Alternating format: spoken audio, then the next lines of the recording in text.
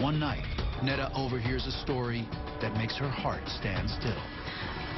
The baby be with him. That's what he did to Jaden. He made us clean up afterwards.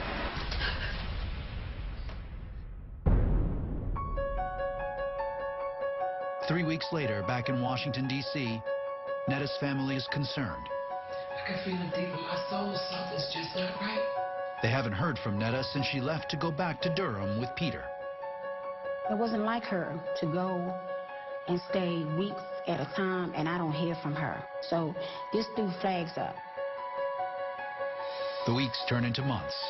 Christmas comes and goes, but no word from Netta. Like, you know, it's Christmas past, what?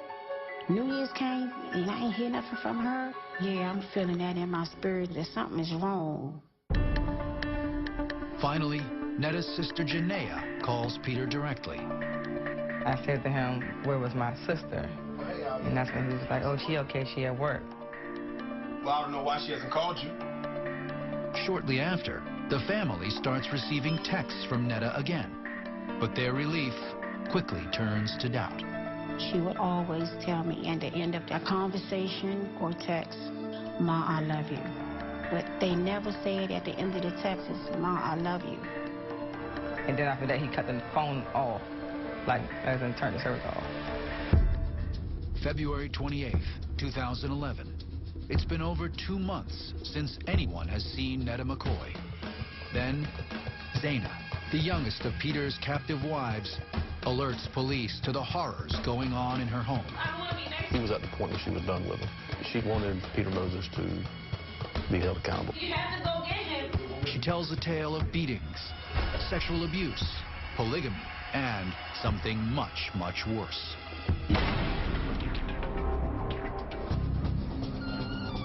Police pay a visit to Peter Moses' house. Records indicate 9 children live in the residence, but they only find 8 kids. Where's Jaden? When they question Vania about Jaden, she claims a babysitter took charge of him months ago. She gave us a name, and it might as well have been Santa Claus. That person did not exist. But police discover there is someone else missing. Nobody in the house can explain what happened to Netta McCoy either.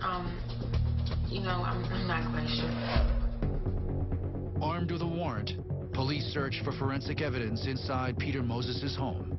We found blood on the bathroom floor, we found blood on the garage floor, and we found a cartridge case in the garage.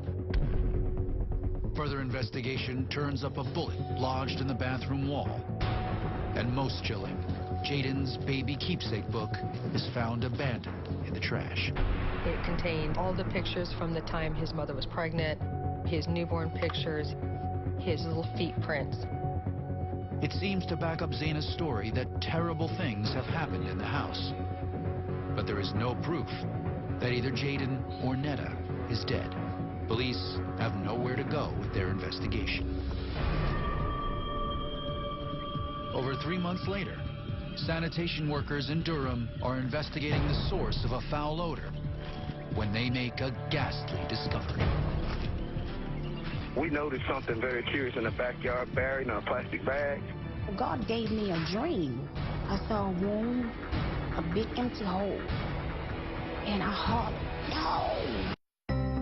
June 8th, 2011. 2 sanitation workers are looking for the source of a putrid smell when they make a gruesome discovery. We noticed something very curious in the backyard, buried in a plastic bag. Crime scene investigators discover the remains of an adult female, matching the description of Netta McCoy. It only confirms what Netta's mother knew in her heart. God gave me a dream. In my dream, I saw her. She was not breathing. I saw a room, and I hollered, no! And I said, who could possibly think of some things like this to do to someone? Who could do that? It's horrific. That's pure evil. The next day, investigators unearth another body, only 10 feet away. A small male child matching the description of little Jaden Higginbotham. Here I am just thinking that it's going to be a matter of time before I get to see my son again on a normal basis, and then all of a sudden I get this call. Now that they have the bodies, police can piece together the forensic evidence, which all points indisputably to Peter Moses. As a detective, you're putting a mosaic together very carefully and in detail. And that's what this case was about. They predict the sister wives will finally stop protecting Peter Moses, but their loyalty is astonishing. Usually if one person knows, someone's going to tell it. And we had a case where 3 women just keep it all inside just to protect him. Peter Moses is arrested and charged with 2 counts of homicide, but he's not about to go down alone. In the end, Peter Moses told us what happened. He was the one who verified Xenia's unrealistic story, and Peter was the one that broke. I didn't do it alone. With Peter's confession, investigators are able to piece together a complete picture of the last tragic hours of Jaden Higginbotham and Netta McCoy. It's a sunny morning in Durham in October 2010. Netta McCoy has fled and is living back in D.C. 4-year-old Jaden and the other kids are playfully roughhousing when sister wife LaRonda witnesses something that disturbs her deeply. Her son was in the bedroom with Jaden, and Jaden was displaying some type of behavior that she felt was homosexual, touching him on his bottom, something of that nature. Jaden! In Peter's rigid world, there is no such thing as innocent play. The boundaries of reality is determined by the leader. What the leader says is real is real. LaRonda reports the incident to Peter. That boy was acting all gay with my son. What? Who responds with fury. I'll take care of him. He's becoming enraged and back and forth, pacing, contemplating what he was going to do. I knew it all the time. I told your mother. He drugged the kid into the garage, has him sit down on the garage floor. As Jaden sits on the cold concrete floor, Peter cranks up the volume on the Lord's Prayer in heat. He turned up the music. Watch. Then Peter does the unthinkable. And shoots him in the back of the head.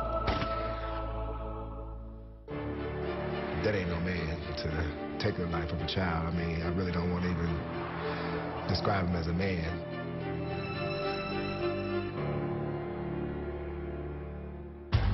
After shooting the boy, he orders Lavada and LaRonda to clean up the mess. Shooting a child but not thinking 2 things about it and say, you know, can you clean that up? I mean, I would say that's pretty significant control. They wrap the body and stash it in a suitcase in the attic. Meanwhile, Peter beckons Jaden's mom, Vania, to his room. How does a mother close her eyes at night and sleep, knowing that your seed that you carried for 9 months died at the hand of someone that you're in love with, and it's rotting over top of your head? Later, Peter and Vania bury Jaden's body in Peter's mother's backyard. It was just unbelievable that a mother of a child would allow someone to murder their child, 1, and then 2, help to cover it up. His control was so total over the women that he could have asked them to do anything. When Netta returns to Durham a month later and notices Jaden's absence from the home, she is immediately suspicious. And one night, her greatest fear is confirmed when she overhears 2 of her sister wives whispering about Jaden's murder. The realization that Peter Moses had murdered a child sparked her critical thinking. She bolts out the front door, dressed only in her nightgown on a cold winter night. But Peter realizes she is gone. Hey! Go after her! Hurry up! He basically tells the women, you better go get her or I'm going to jail. Netta desperately tries to get help. Somebody please! Help me, please! Please!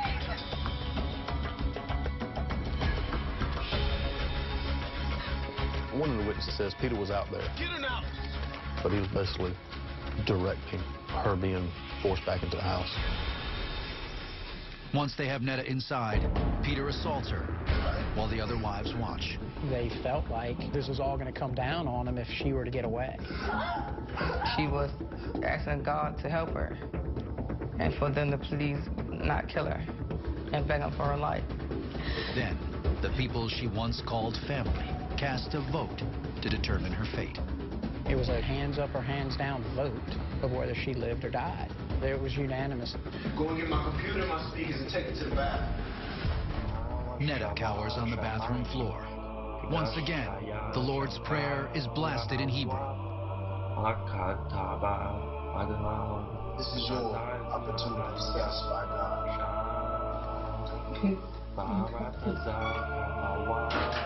Peter hands Vania the same .22 caliber gun he used to kill Jaden. And in the ultimate act of deadly devotion, Vania pulls the trigger.